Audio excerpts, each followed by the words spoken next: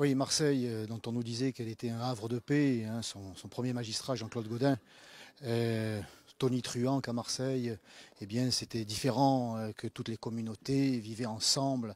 Évidemment, ce discours coupé des réalités.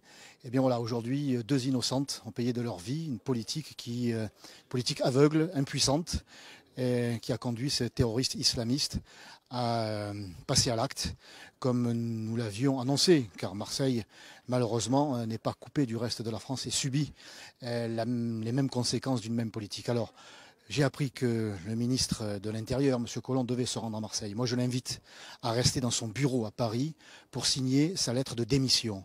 Parce que maintenant, je le dis, il y en a marre. Ça suffit, les discours qui nous invitent à allumer une bougie, à faire des marches blanches. Maintenant, ce sont des actes qu'il faut mettre en application. Et ces actes, nous, des propositions, nous les avons depuis des mois et des années. C'est-à-dire de rétablir les frontières, évidemment de les contrôler à nouveau, d'expulser les fichiers S, d'expulser les imams radicaux qui sont connus à Marseille comme ailleurs.